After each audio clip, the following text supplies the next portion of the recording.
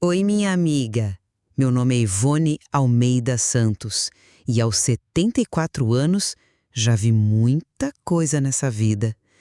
Nasci e me criei em Garanhuns, uma cidadezinha no interior de Pernambuco, daquelas onde todo mundo conhece todo mundo pelo nome e sobrenome. Terra de clima ameno, que chamam de Suíça pernambucana por causa do frio que faz no inverno. Foi lá que minha história começou. Numa época em que moça direita não saía sozinha, em que família era sagrada e em que a palavra do padre valia mais que qualquer lei. O que vou contar hoje é algo que guardei no fundo do coração por muito tempo. Se arrependimento matasse, eu não estaria aqui para contar essa história. O que me perseguiu todos esses anos foi um sentimento que queimava dentro de mim como brasa. Um amor que não devia ter acontecido, mas aconteceu. Era 1968. Eu tinha acabado de completar 19 anos. Trabalhava na loja de tecidos do seu Antenor, ali na rua 15 de Novembro. Era um bom emprego para uma moça da minha idade. Meu pai, seu Joaquim, tinha um pequeno armazém de secos e molhados na parte baixa da cidade. Não éramos ricos, mas nunca faltou comida na mesa. Minha mãe, Dona Teresa, cuidava da casa e de nós 5 filhos ao todo. Eu era a caçula, a única que ainda morava com eles. Minhas irmãs já tinham casado, meus irmãos trabalhavam no Recife. Nossa casa ficava no alto do Mundaú, a parte mais elevada de Garanhuns. Uma casinha simples de alvenaria com um quintal onde mamãe plantava couve e cebolinha, criava umas galinhas. Do quarto que dividia com minha irmã mais nova, antes dela casar, dava para ver toda a cidade lá embaixo. As luzes acendendo no começo da noite como pequenas estrelas terrenas. A rotina era sempre a mesma. Acordava cedo, ajudava a mamãe com o café da manhã, ia para a loja de tecidos, voltava para o almoço, retornava à loja e à noite frequentava a igreja. Ou ficava em casa ouvindo rádio, costurando, conversando com os pais. Aos domingos, a missa era sagrada. Ninguém na nossa família ousava faltar, nem mesmo quando chovia forte ou quando alguém estava com um resfriado leve.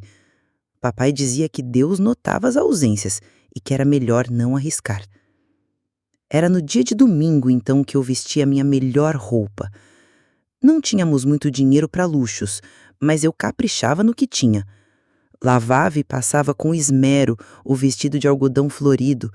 Escovava os cabelos 1000 vezes, como aprendi numa revista. Passava um batom clarinho que comprei escondida no armazém do seu Gomercindo. Naquele ano, chegou à nossa paróquia um novo padre. O anterior, Padre Clemente, tinha mais de 70 anos e já não dava conta de tudo. O novo era sobrinho do bispo de Caruaru, diziam. Chamava-se Padre Antônio Bezerra da Costa. Jovem, devia ter seus 30 e poucos anos. Logo de cara, percebi que não era como os outros padres que conhecia. Não tinha aquela cara fechada, aquele ar de quem carrega o peso do mundo nas costas.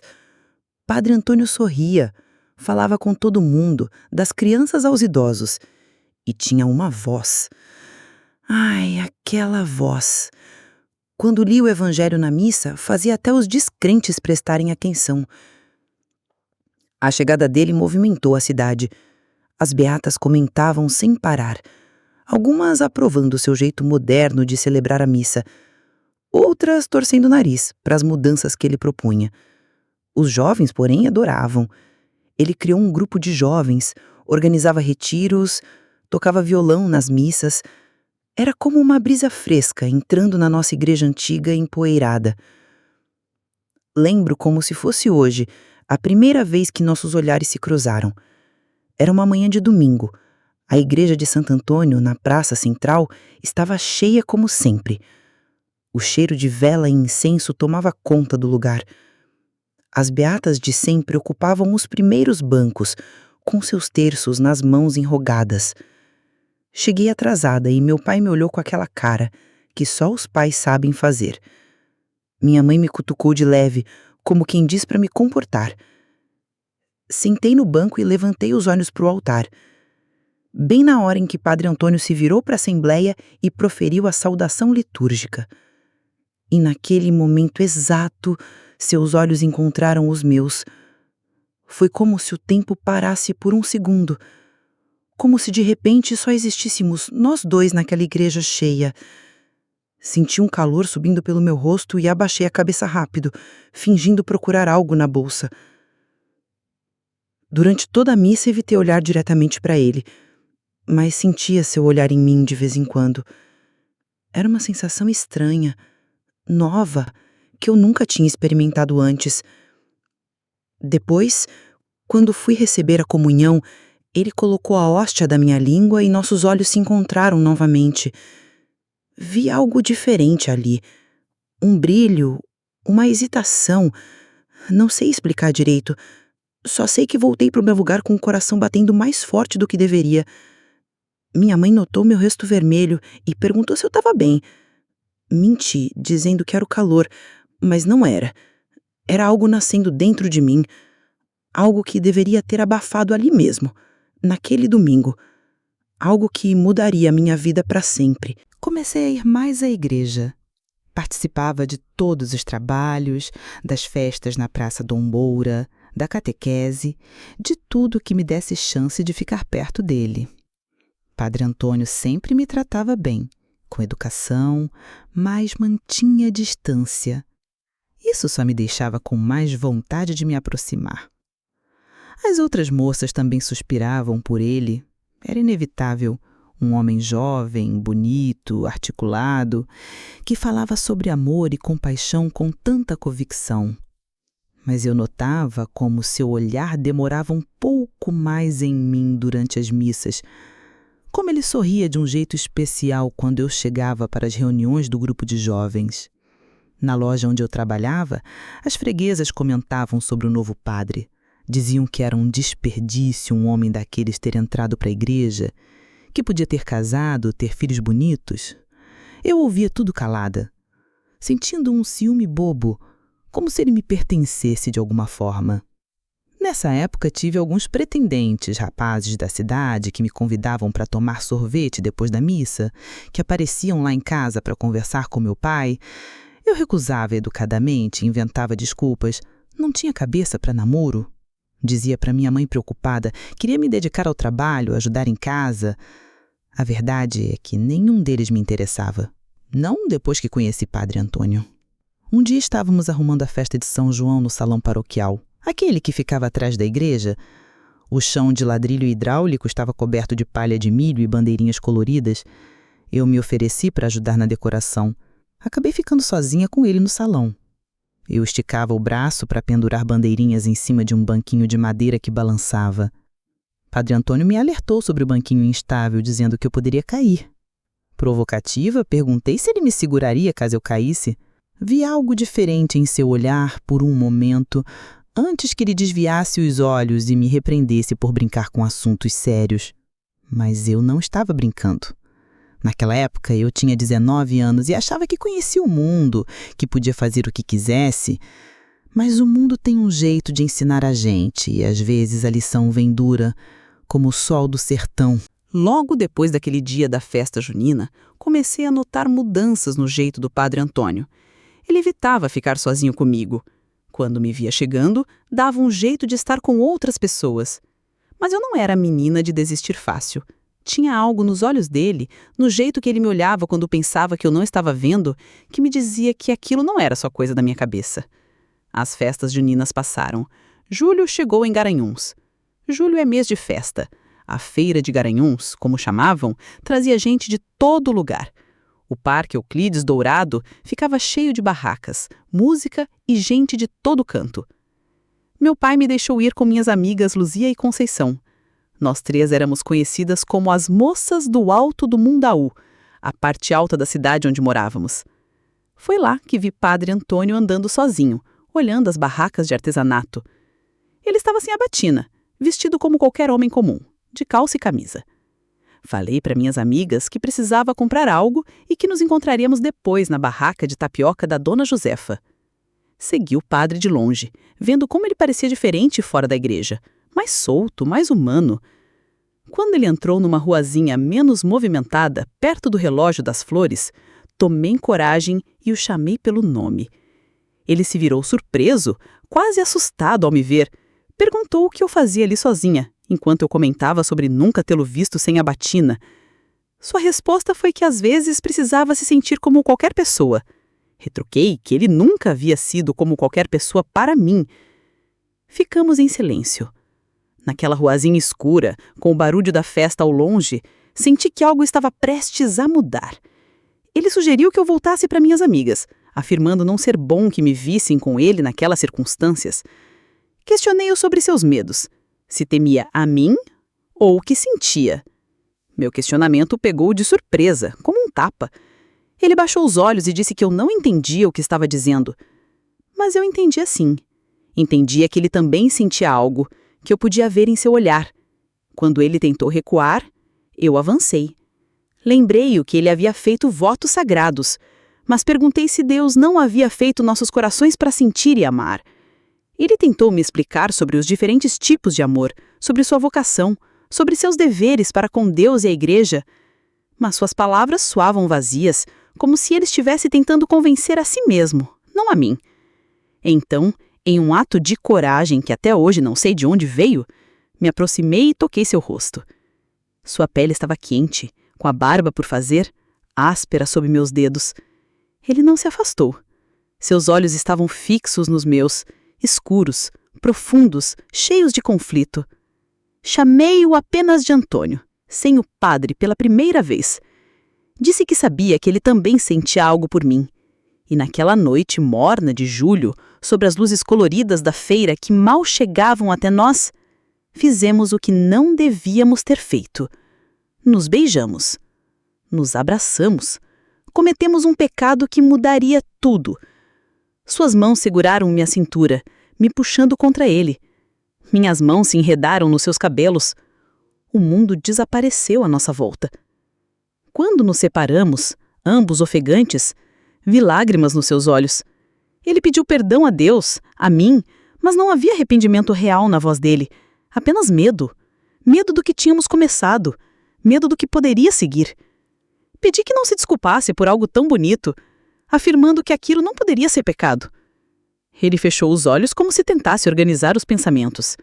Quando os abriu novamente, havia uma determinação nova neles. Falou que precisávamos conversar, mas não ali, não naquele momento. Era muito perigoso. Combinou de nos encontrarmos na antiga capela de São Sebastião, nos arredores da cidade. Uma igreja pequena e quase abandonada que poucos frequentavam. Disse que poderia ir com a desculpa de verificar o estado do prédio para reformas. Marcamos para o dia seguinte. Nos despedimos com um último beijo rápido, furtivo. Ele voltou para a multidão da feira, voltando a ser Padre Antônio para o resto do mundo.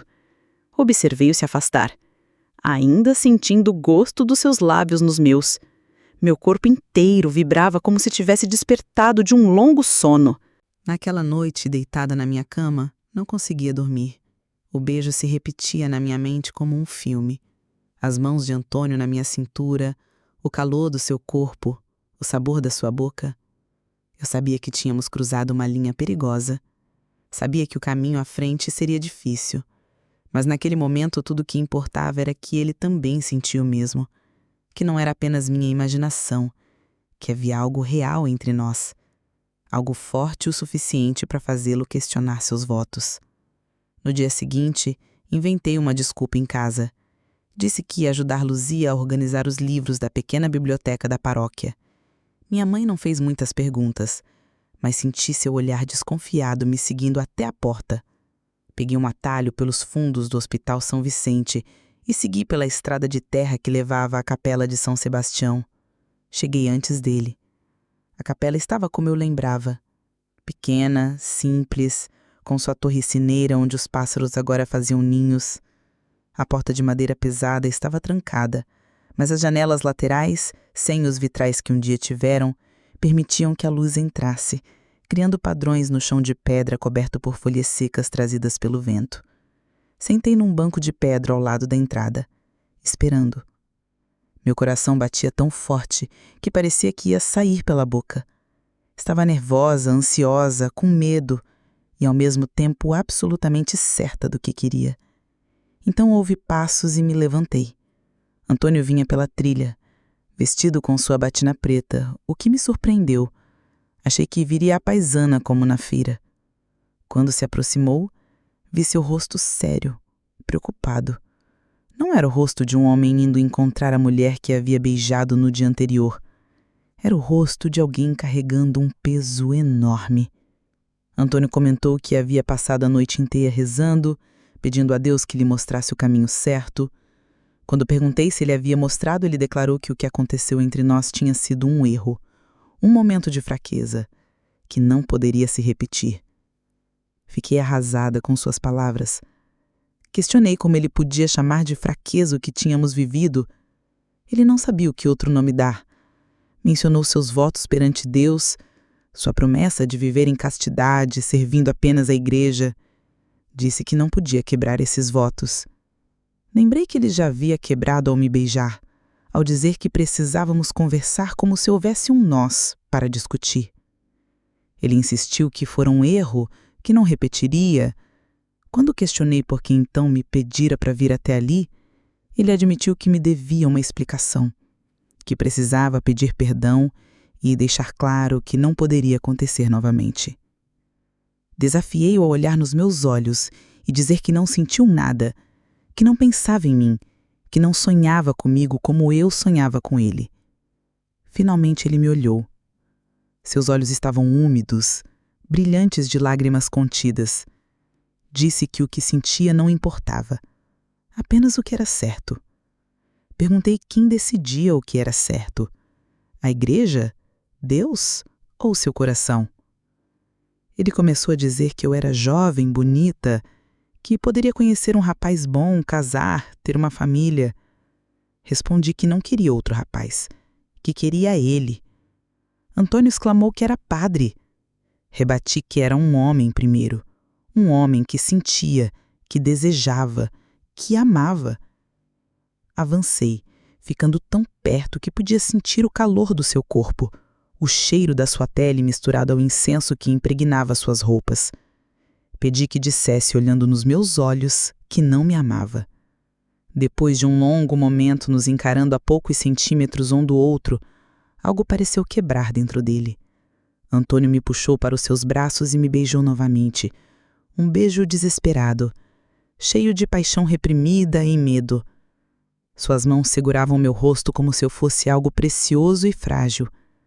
As minhas se agarravam à sua batina, tentando trazê-lo para mais perto. Quando nos separamos, ofegantes, ele encostou sua testa na minha e confessou que não conseguia ficar longe de mim. Que tinha tentado, mas era como se eu tivesse despertado algo dentro dele que estava adormecido, algo que nem sabia que existia. Implorei para que não lutasse contra isso, que ficasse comigo, que encontraríamos um jeito. Ele se afastou um pouco, segurando minhas mãos nas dele. Questionou que jeito seria esse. Não podia deixar o sacerdócio assim do dia para a noite, e mesmo se pudesse, o escândalo destruiria nossas vidas. Sugeri que fôssemos embora, para Recife, Salvador, longe dali. Começar uma vida nova onde ninguém nos conhecesse. Ele perguntou sobre meus pais, minha família, se eu abandonaria tudo. A pergunta me fez parar. Seria eu realmente capaz de deixar tudo para trás? Meus pais que tanto amava, meus irmãos, minha cidade. Imaginei a dor nos olhos de minha mãe, o desapontamento no rosto de meu pai. Antônio disse que precisávamos de tempo para pensar, para ver se o que sentíamos era real ou só uma tentação passageira. Afirmei que não era passageiro para mim, que nem para ele, mas precisávamos ter certeza antes de tomar qualquer decisão drástica. Concordei, entendendo sua lógica, embora meu coração desejasse soluções imediatas. Perguntei o que faríamos, e ele sugeriu que nos encontrássemos discretamente para conversar, para nos conhecermos melhor, para entender o que realmente queríamos. Quando sugeri que nos encontrássemos na capela, ele alertou que era arriscado, que poderiam notar suas visitas frequentes a um lugar que deveria estar abandonado. Então mencionou o antigo engenho dos Menezes, na saída para Lagedo, que estava vazio há anos e ficava afastado da estrada principal. Propôs que nos encontrássemos lá uma vez por semana, o que me pareceu pouco demais. Ele sorriu explicando que precisava ser assim, pelo menos inicialmente, pois quanto mais nos encontrássemos, maior seria o risco.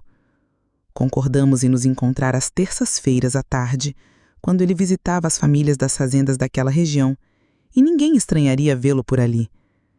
Antes de nos despedirmos, ele me puxou para mais um beijo lento, profundo, como se quisesse memorizar o sabor dos meus lábios para os dias que passaríamos separados. Saí da capela primeiro, verificando que não havia ninguém por perto. O caminho de volta para casa foi como um sonho. Parte de mim estava nas nuvens, extasiada com o que tinha acontecido, com a perspectiva de mais encontros. Outra parte, no entanto, já começava a sentir o peso do segredo, o medo da descoberta, a culpa por estar fazendo algo que sabia que magoaria profundamente minha família. Os encontros começaram como combinado. Toda terça-feira eu inventava uma desculpa diferente. Uma vez era um grupo de estudo bíblico, outra uma visita amiga doente ou ajudar na organização da biblioteca paroquial. Minha mãe estava ficando desconfiada. Eu percebia pelos olhares que me lançava quando eu saía arrumada demais para tarefas tão simples, mas ela nunca me confrontou diretamente. O antigo engenho dos Menezes era perfeito para nossos encontros. A casa grande estava abandonada, com o telhado parcialmente desabado e as paredes cobertas de trepadeiras. Mas havia um anexo, que tinha sido a casa do administrador, ainda em condições razoáveis, com um quarto, uma pequena sala e uma cozinha simples. Foi ali que nos encontramos ao longo daquele verão, semana após semana, descobrindo um ao outro não apenas fisicamente, mas também em nossas almas. Conversávamos por horas. Ele me contou sobre sua infância em Caruaru, filho de comerciantes devotos que sempre sonharam ter um filho padre. Sobre como entrou no seminário jovem demais, sem realmente entender a dimensão do compromisso que estava assumindo, sobre suas dúvidas, suas lutas internas, sua fé que, apesar de tudo, continuava forte. Eu falei sobre minha família, meus sonhos de talvez um dia estudar, de conhecer lugares além de Garanhões.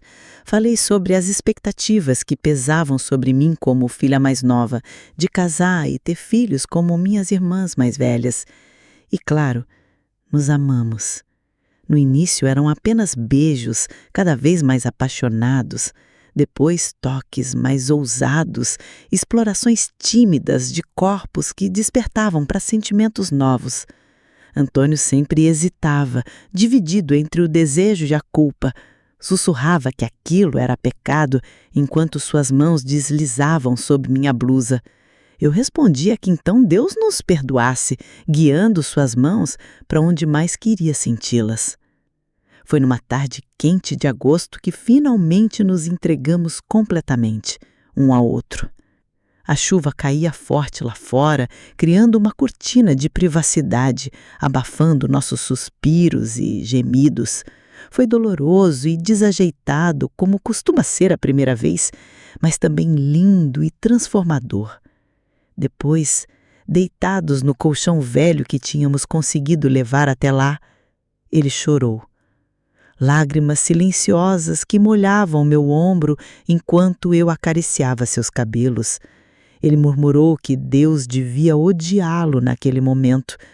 Eu respondi que Deus é amor, repetindo o que ele mesmo tantas vezes pregava, questionando como ele poderia odiar o que fazíamos se era por amor. Antônio não respondeu. Apenas me abraçou mais forte, como se eu fosse uma âncora em meio a uma tempestade. Depois daquela tarde, uma nova urgência tomou conta de nossos encontros. Já não era apenas desejo, mas uma necessidade desesperada de estar junto, de encontrar uma solução para o nosso impasse. Antônio começou a falar mais seriamente sobre deixar o sacerdócio. Ele mencionou a possibilidade de pedir uma licença, um afastamento temporário, alegando precisar repensar sua vocação. Depois, talvez pudéssemos ir para Recife, onde seu primo poderia ajudá-lo a encontrar trabalho. Ele havia estudado filosofia antes do seminário. Poderia dar aulas. Quando perguntei sobre nós, ele sugeriu que depois de um tempo, quando as coisas se acalmassem, poderíamos nos casar e ter uma vida normal. Como essas palavras soavam doces, impossíveis. Eu queria acreditar, queria imaginar essa vida juntos, uma casa simples, filhos, acordar ao lado dele todas as manhãs sem medo, sem culpa. Admiti que meus pais nunca aceitariam, que para ele seria como se ele me tivesse seduzido, me corrompido. Ele concordou que para os pais dele seria como se tivesse traído não apenas sua vocação, mas a confiança deles, todo o sacrifício que fizeram para enviá-lo ao seminário. Ao questionar o que faríamos, ele beijou minha testa e disse que daríamos um passo de cada vez. Primeiro precisava conversar com o bispo, pedir orientação espiritual, preparar o terreno. Depois, poderíamos planejar nossa saída, talvez para São Paulo, longe o suficiente. Concordei, embora uma voz dentro de mim duvidasse que seria tão simples. Nada que vale a pena é fácil, eu repetia para mim mesma. Nosso amor valia qualquer sacrifício. Setembro chegou, trazendo as primeiras flores da primavera para os jardins de Garanhuns, e com ele veio também a descoberta que mudaria tudo. No início, não me preocupei tanto com o atraso no meu ciclo menstrual, que nunca fora muito regular. Às vezes, o estresse ou mudanças na alimentação causavam atrasos de alguns dias. Mas quando uma semana se transformou em 2 e 2 em 3, não pude mais ignorar a possibilidade que me assombrava. Eu poderia estar grávida. Os sinais estavam lá. O cansaço constante desde o despertar, os enjoos matinais que disfarçava da minha mãe com desculpas de indisposição, a sensibilidade nos seios que nunca havia sentido antes. Mas ainda assim tentava me convencer de que era apenas uma coincidência, uma combinação de fatores que nada tinham a ver com uma gravidez. Minha mãe notou minha palidez enquanto eu a ajudava a descascar a mandioca no quintal. Perguntou se eu estava me alimentando corretamente. Menti, dizendo que era apenas cansaço do trabalho na loja, que seu antenor havia aumentado meu horário. Ela me observou com aquele olhar materno que parece ver através das mentiras. Comentou também sobre minhas saídas frequentes, questionando se o grupo de jovens da paróquia não me estava sobrecarregando. Baixei os olhos para minhas mãos, sujas de terra, e respondi que não, que era importante ajudar na igreja, mencionando como o padre Antônio sempre dizia que os jovens eram o futuro da comunidade. Ao citar seu nome, senti meu rosto esquentar.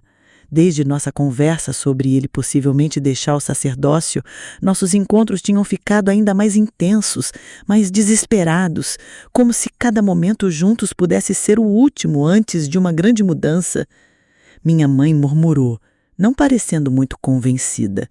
Pediu que eu tomasse cuidado, comentando que o padre tinha olhos que não lhe agradavam. Quando perguntei o que queria dizer, ela descreveu-os como olhos famintos que olhavam demais para as moças. Fez o sinal da cruz pedindo perdão a Deus por falar assim de um homem de batina, mas ressaltando que tinha seus pressentimentos. Fiquei em silêncio, o coração acelerado. Seria possível que ela desconfiasse de algo? Será que outros também notavam como Antônio me olhava durante as missas, durante as reuniões de pastoral? Respondi que ela estava imaginando coisas, que Padre Tony era apenas dedicado, preocupado com os jovens.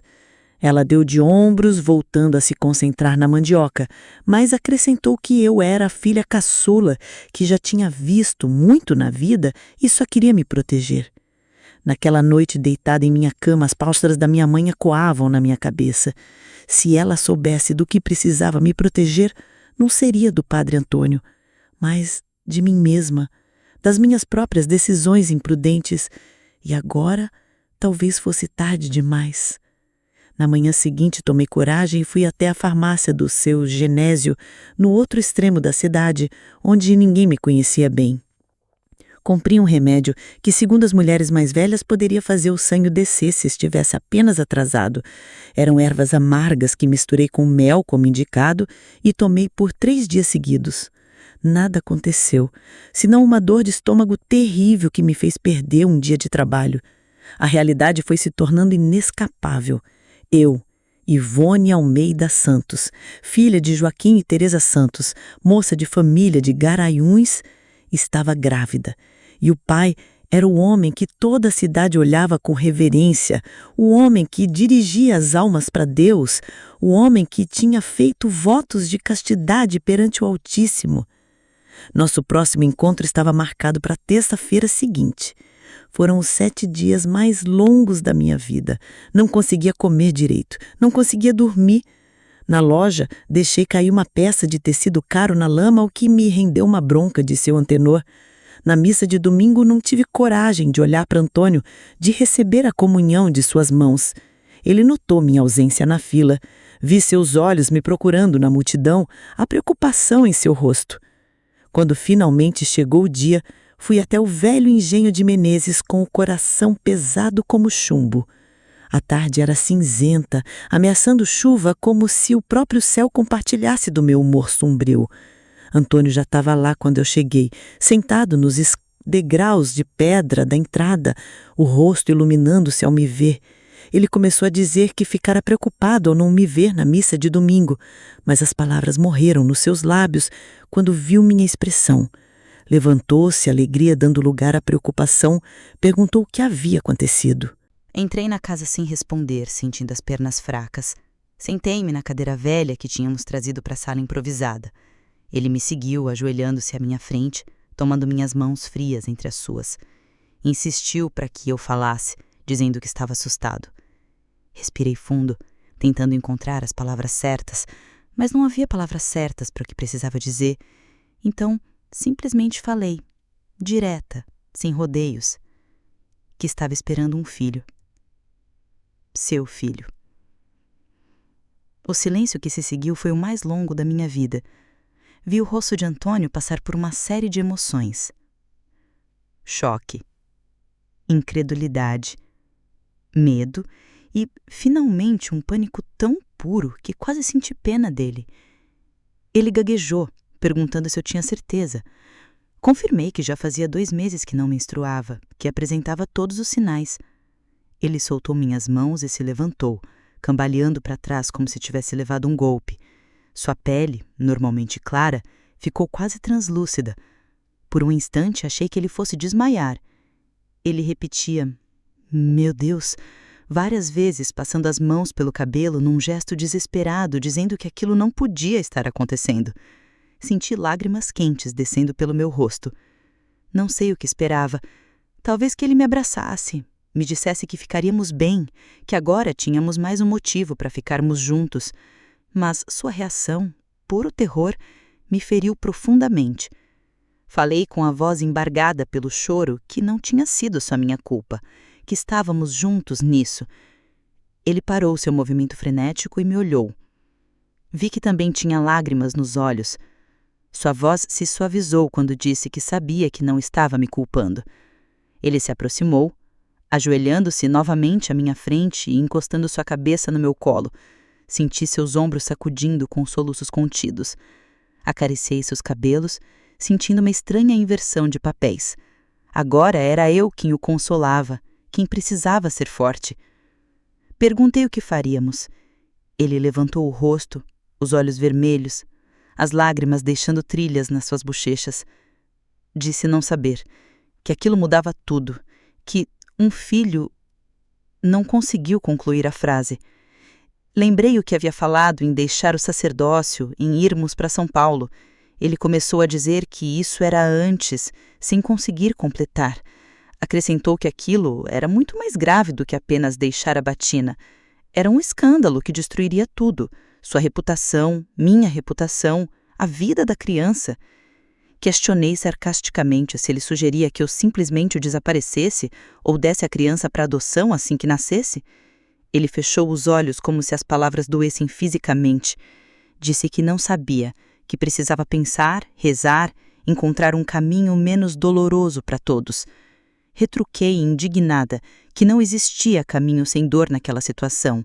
Questionei que caminho sem sofrimento ele imaginava para uma moça solteira grávida numa cidade como Garanhuns, para uma família que seria apontada na rua, humilhada na igreja, zombada nos comércios. Ele exclamou que sabia, que compreendia o que aquilo significava, as consequências. Disse que aquilo era o fim de tudo, do seu sacerdócio, da minha reputação, do futuro que sonhávamos. Insisti que não precisava ser assim, que poderíamos transformar aquilo em um novo começo. Seria difícil, sim. As pessoas falariam, nos julgariam, mas poderíamos enfrentar juntos, por nós, por nosso filho. Por um momento vi um lampejo de esperança nos olhos dele, mas foi rapidamente substituído por aquela expressão que eu começava a odiar, a do sacerdote pragmático, do homem que pesava todas as opções, que calculava todos os riscos. Ele pediu tempo, dizendo que aquilo era grande demais para decidir naquele momento. Precisava pensar, encontrar uma solução. Questionei quanto tempo, lembrando que não tínhamos muito, que logo eu começaria a mostrar a gravidez, que minha mãe já desconfiava de que algo estava errado. Ele estipulou alguns dias, no máximo uma semana. Mencionou que falaria com alguém que talvez pudesse ajudar, um padre mais velho que fora seu mentor no seminário. Segurando meu rosto entre as suas mãos, prometeu que encontraria uma saída, uma que fosse boa para mim, para ele, para a criança. Notei que ele nem conseguia dizer nosso filho, o que já me indicava muito sobre o futuro que nos aguardava. Nos despedimos com um beijo triste, sem as paixões habituais. Combinamos de nos encontrar no mesmo lugar, na mesma hora, na semana seguinte. Ao sair do engenho, olhei para trás e vi Antônio de joelhos no chão empoeirado, as mãos juntas em oração. A figura da desolação personificada. A semana que se seguiu foi um borrão de angústia e medo. Em casa tentava agir normalmente, mas cada vez era mais difícil esconder os enjoos matinais, o cansaço, as mudanças sutis no meu corpo que olhos atentos como os da minha mãe logo notariam. No trabalho, seu antenor me chamou num canto após eu derrubar pela 3ª vez na semana uma pilha de tecidos que estava organizando. Perguntou se eu estava doente ou precisando de folga. Respondi que não, que estava apenas um pouco distraída e me desculpei, prometendo que não se repetiria. Ele me olhou com desconfiança, mas não insistiu no assunto. Antes de voltar para o balcão, porém, colocou a mão no meu ombro e disse que, se eu precisasse conversar, a porta da casa dele estaria sempre aberta, que Dona Cícera gostava muito de mim. Foi um gesto de bondade que quase me fez desabar ali mesmo. Se ao menos fosse tão simples quanto conversar com o patrão e a esposa. Na igreja, evitei ao máximo cruzar com Antônio. Fui à missa na paróquia de São José, no outro extremo da cidade, sob protestos da minha mãe que não entendia por que eu queria ir tão longe, quando tínhamos a igreja matriz bem pertinho. Inventei uma história sobre uma novena especial que estava sendo feita lá, a qual tinha prometido participar. A terça-feira demorou uma eternidade para chegar. Quando finalmente chegou, fui até o engenho dos Menezes com o coração um pouco mais leve. A semana de reflexão devia ter ajudado Antônio a organizar as ideias, a encontrar uma solução prática para o nosso problema. Talvez ele já tivesse até falado com o bispo, preparado o terreno para sua saída da igreja. Mas quando cheguei, o engenho estava vazio. Esperei 1 hora, 2 horas, até o sol começar a se pôr, tingindo o céu de vermelho sangue. Ele não apareceu. Logo depois daquele dia da festa junina, comecei a notar mudanças no jeito do Padre Antônio. Ele evitava ficar sozinho comigo. Quando me via chegando, dava um jeito de estar com outras pessoas. Mas eu não era menina de desistir fácil. Tinha algo nos olhos dele, no jeito que ele me olhava quando pensava que eu não estava vendo, que me dizia que aquilo não era só coisa da minha cabeça. As festas juninas passaram. Julho chegou em Garanhuns. Julho é mês de festa. A feira de Garanhuns, como chamavam, trazia gente de todo lugar. O Parque Euclides Dourado ficava cheio de barracas, música e gente de todo canto.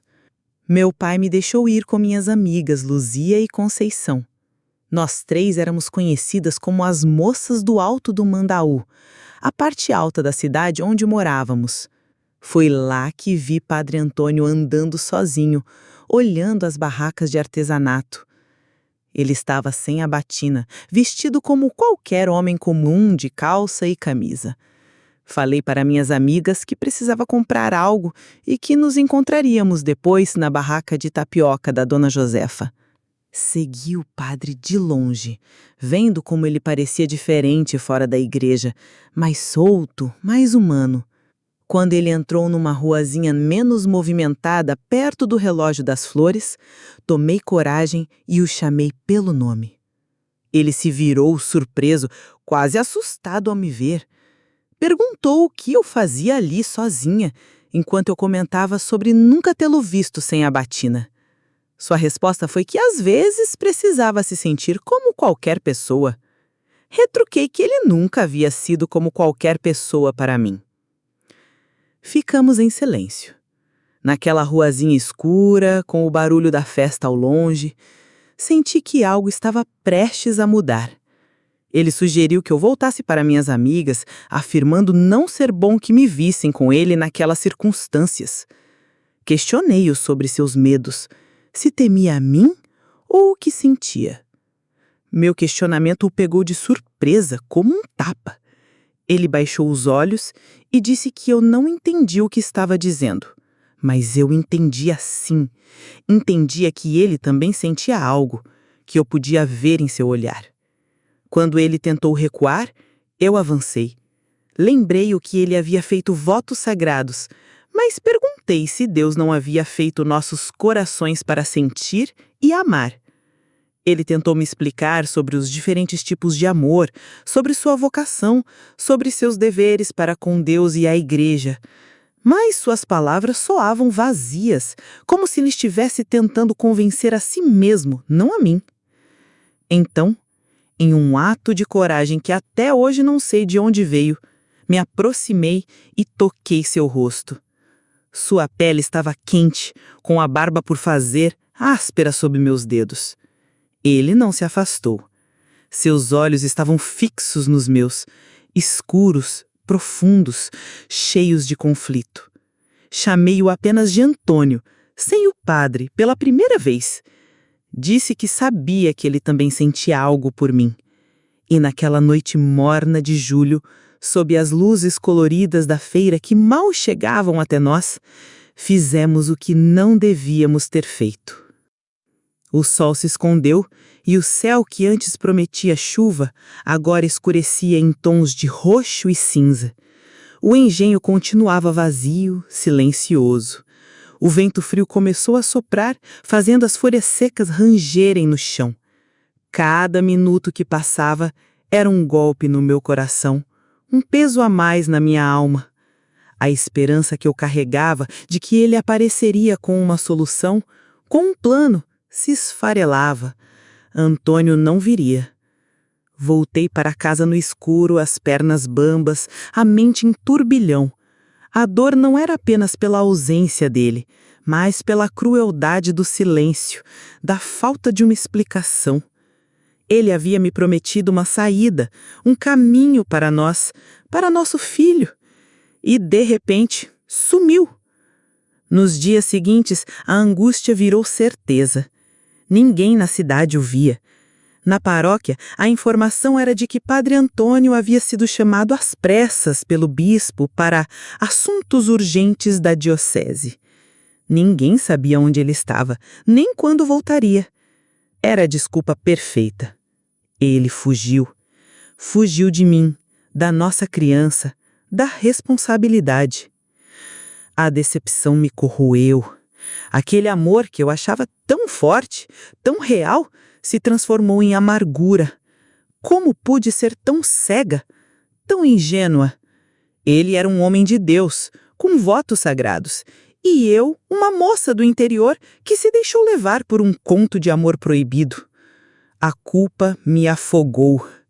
Minha gravidez, antes um segredo que eu sonhava em compartilhar com ele, agora era uma sentença. Minha mãe, com seu olhar atento, não demorou a perceber. Os enjoos se tornaram mais frequentes, minha barriga começou a despontar. Não havia mais como esconder. A notícia se espalhou por Garanhuns como um incêndio em dia de verão. Primeiro, sussurros nas feiras. Depois, olhares de pena e de julgamento na igreja. Minha família, que sempre prezou a honra e a moral, estava desolada. Meu pai, Joaquim, um homem justo e trabalhador, sentiu a vergonha mais do que ninguém. Sua figura antes altiva se curvou sob o peso do escândalo. Minha mãe, Teresa, chorava em silêncio pelos cantos. Suas lágrimas eram como punhais no meu peito. Eu tentei explicar, jurei que Antônio havia prometido me assumir, que tínhamos um plano. Mas quem acreditaria na palavra de uma moça desviada contra de um padre respeitado? Ninguém. A sociedade de Garanhuns me condenou sem sequer um julgamento. Fui demitida da loja de seu antenor, mesmo com a bondade dele. As portas das casas se fecharam, os amigos sumiram. Eu, a Ivone Caçula, a moça do alto do Mundaú, me tornei a vergonha da família Almeida Santos. A vingança, minha amiga, veio de uma forma diferente do que se possa imaginar. Não foi um ato de maldade ou retribuição física, mas uma transformação silenciosa e implacável. A gravidez avançava e, com ela, a pressão sobre minha família aumentava. Meu pai, numa tentativa desesperada de limpar o nome da família, arranjou um casamento para mim. Não com um homem que eu amasse, mas com um viúvo bem mais velho, de uma fazenda distante, que precisava de uma mulher para cuidar da casa e dos filhos, e que aceitou a condição do filho que vinha. Foi um casamento sem amor, sem esperança. Uma saída forçada para evitar o escândalo maior. Casei-me de branco, sim, mas era um branco sujo de lágrimas e humilhação. Meu filho nasceu poucos meses depois. Um menino lindo, com os olhos claros de Antônio, mas que eu criei como se o mundo não merecesse ver a ligação entre eles. Dei-lhe o nome de Rafael. Ele foi meu porto seguro, a única luz na escuridão. Minha vingança, Ivone, não foi contra Antônio diretamente. Ele já vivia com a sombra de sua própria covardia. Minha vingança foi contra as expectativas daquela sociedade, contra a condenação silenciosa que me impuseram. Primeiro, eu me recusei a me curvar à tristeza e ao desespero. Criei meu filho com todo o amor que Antônio me negou e mais. Rafael cresceu forte, inteligente, um homem de caráter. Eu, a desonrada, criei um homem honrado. Segundo, e talvez o mais importante, tornei-me uma mulher independente e respeitada não pela igreja ou pela sociedade antiga, mas por mim mesma e pelas pessoas que realmente importavam. Com o tempo, o casamento arranjado, embora sem paixão, trouxe uma estabilidade. Meu marido, um homem simples, apesar da idade, foi justo e me deu o espaço que eu precisava. Aprendi a administrar a fazenda, a cuidar das terras, a negociar a produção. Tornei-me uma negociante astuta, uma administradora perspicaz. Aquela moça ingênua do interior se transformou numa mulher de negócios, uma força a ser reconhecida na região, muito além dos limites de Garanhuns. Terceiro, e o mais doce, a memória e o legado. Eu não deixei que a história de Padre Antônio me definisse como vítima. Usei a dor como combustível. Ajudei outras moças em situações semelhantes discretamente, com conselhos e apoio prático. Transformei minha experiência em empatia e força para outras mulheres. Quando meus netos e bisnetos perguntam sobre minha vida, conto a eles a verdade, sem vergonha, mas com a perspectiva de quem superou. Conto sobre o amor, o erro, a queda, mas principalmente sobre a ascensão. A vingança de Ivone não foi um grito, mas um sussurro persistente de resiliência e sucesso. Antônio pode ter fugido de Garanhuns, mas eu finquei minhas raízes mais fundo. Florescia onde ele pensou que o murcharia. Minha vida não era para ser, mas eu a fiz ser à minha maneira. E isso, minha amiga, é a maior das vitórias.